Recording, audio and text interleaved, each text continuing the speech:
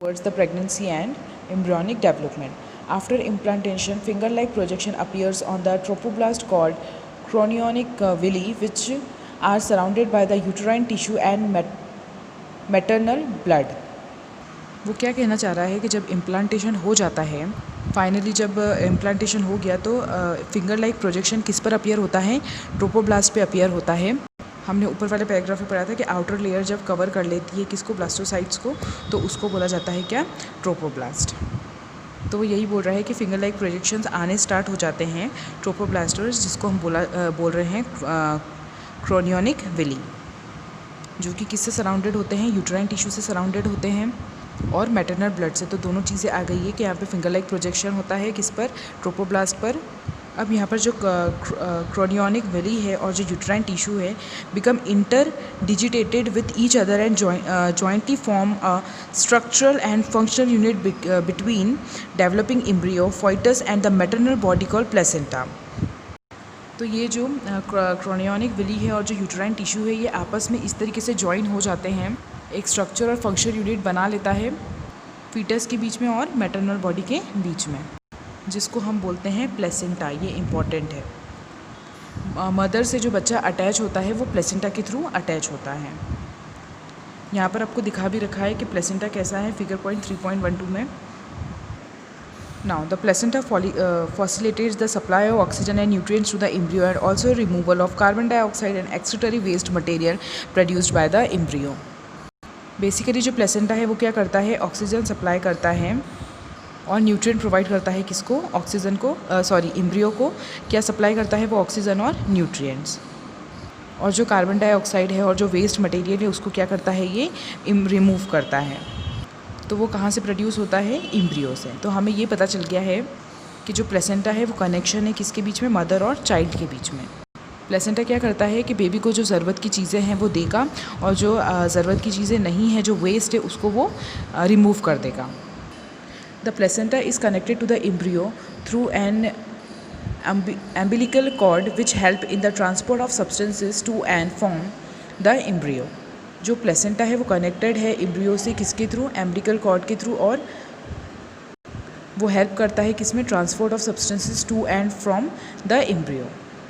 वो सब्सटेंस जो इधर से उधर ले जाने के लिए होता है। इनफैक्ट जब बेबी बाहर आता है ना, तब भी उससे जो एम्बिलिकल कॉर्ड होती है वो कनेक्टेड होती है।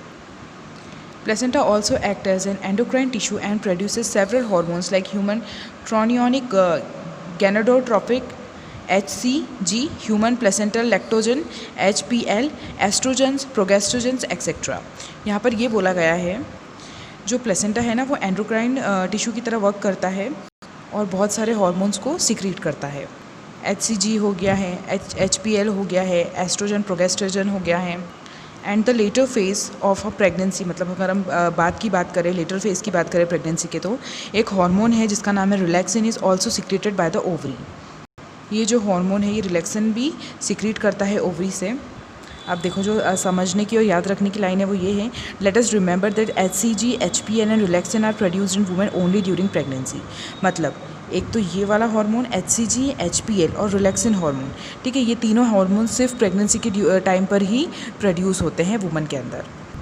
In addition, during pregnancy, the level of other hormones like estrogens, progestins, cortisol, prolactin, thyroxine, etc.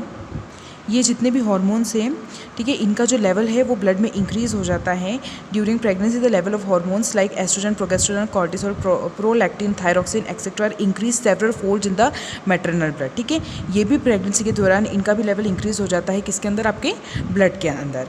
Increase production of this hormone is essential for supporting the fetal growth, मतलब fetal की growth के लिए, उसके metabolic changes के लिए, ठीक है, ये सारे हार्मोन्स का रिलीज़ होना बहुत ज़रूरी है, असेंशियल है। और क्या होता है मदर के अंदर जब इम्प्लांटेशन हो जाता है, प्रेगनेंसी हो जाती है, तो बहुत सारे हार्मोनल चेंजेस भी आते हैं, उन सब के लिए ये सारे हार्मोन्स असेंशियल होते हैं। Now immediately after implantation the inner cell mass differentiates. Immediately क्या होता है? इम्प्लांटेशन के बाद में जो इनर सेल मास है वो डिफ्रेंशिएट हो जाता है into an outer layer called ectoderm and an inner layer called endoderm। मतलब जो इनर मास है वो डिफ्रेंशिएट हो गया, बाहर वाली जो लेयर हो गई वो हो गई आपकी एक्टोडर्म और जो इनर लेयर हो गई वो क्या हो गई? आपकी एंडोडर्म। नाउ मेसोडर्म नाम से पता चल रहा है कि मिडिल लेयर है, बीच की लेयर है. Soon appears between the ectoderm and the endoderm. ये कब आती है? ये एक्टोडर्म और एंडोडर्म के बीच में आना स्टार्ट हो जाती हैं. The 3 layers give rise to all tissues organs in adults. अब ये जो तीनों लेयर होती हैं ये क्या करती हैं? ये जो ऑर्गन्स है, जो टिश्यूज़ हैं, उनको बनाने में या उनकी ग्रोथ करवाने में हेल्प करती है. It needs to be maintained here that the inner cell mass contains certain cells called stem cells which have the potency to give rise to all the tissue and organs. ठीक है, हमने पढ़ा था कि जो inner cell मास है वो क्या कंटेन करती है? सर्टेन सेल्स कंटेन करती है जिसको बोला गया है स्टेम सेल्स. ये जो स्टेम सेल्स है ना, जब बेबी बॉर्न होता है ना, तब उसके अंदर स्टेम सेल्स देख लेते हैं इसके आगे के. तो जो ये इनर सेल मास है इसके अंदर कुछ स्टेम सेल्स होते हैं. ये क्या करते हैं?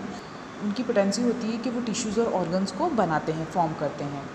चलिए ज़्यादा डिटेल में नहीं जाएंगे. What are the major features of embryonic development at various months of pregnancy. अब क्या क्या मेजर फीचर्स हैं एम्ब्रियोनिक डेवलपमेंट के वेरियस मंथ्स, मतलब जो मंथ्स होते हैं प्रेगनेंसी के, उसके अंदर. The human pregnancy last 9 month. ठीक है, जो ह्यूमन प्रेगनेंसी होती है वो कितने मंथ्स की होती है? 9 मंथ्स की होती है.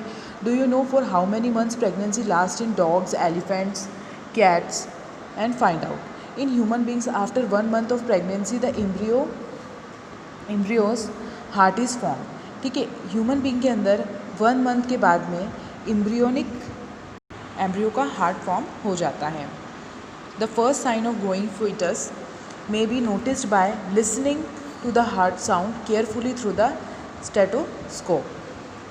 ये यहाँ पर ये कह रहा है कि जब आप स्टेथोस्कोप यूज़ करेंगे, जो कि डॉक्टर्स के पास में होता है, तो आपको ईजीली हार्ट बीट सुनाई देगी. तो इसलिए यहाँ पर बोला गया है कि एम्ब्रियो में हार्ट फॉर्म हो जाता है क्योंकि उसके अंदर जो हार्ट बीट्स है वो स्टार्ट हो जाती हैं. Now the second month of pregnancy the foetus develops limbs and digits. ठीक है, सेकेंड मंथ्स की जो प्रेगनेंसी होती है उसके अंदर फोइटस के अंदर क्या डेवलप हो जाता है? लिम्स और डिजिट्स डेवलप हो जाती हैं. लिम्फ और डिजिट्स का मतलब हाथ वगैरह, पैर वगैरह. ठीक है, by the end of 12 weeks first trimester. मतलब जब एंड ऑफ 12 वीक्स हो जाता है तो उसको बोला गया है फर्स्ट ट्राइमेस्टर बोलते हैं उसको. मतलब आप ऐसे देखो तो 3 मंथ्स के अंदर most of the major organ systems are form. ठीक है, अधिकतर जो मेजर ऑर्गन सिस्टम है वो फॉर्म हो जाते हैं. For example the limbs and external genital organs are well developed. The first movements of the foetus and appearance of hair of the head are usually observed during the 5th month. ठीक है, आप first movement देख सकते हो foetus के अंदर, उसके hairs का अपीयरेंस देख सकते हो, हेड देख सकते हो. Usually observe during the 5th month. ये सब कब देखा जाता है? 5th मंथ्स के अंदर आपको क्लियरली दिखता है. By the end of about 24 weeks end of the second trimester. 24 weeks को सेकेंड ट्राइमेस्टर बोला है. तब क्या हुआ? The body is covered with fine hairs, eyelids separates and eyelashes are form. ठीक है, मतलब बॉडी के ऊपर फाइन हेयर्स आने लग गए हैं, आई लीड्स दी सेपरेट हो गई हैं, आई लैशेज़ आ गई हैं. Bye the end of 9 months of pregnancy the foetus is fully developed and is ready for delivery. और 9 मंथ्स के बाद में जो फोइटस है वो फुली डेवलप्ड है और वो रेडी है काय के लिए? डिलीवरी होने के लिए, मतलब बेबी बाहर आने के लिए वो रेडी हो जाता है. तो इस पे टॉपिक पे क्वेश्चन ऐसे बनता है कि कौन से मंथ की क्या प्रोसेस होती है और कौन से मंथ में क्या चीज़ें अपीयर होती हैं.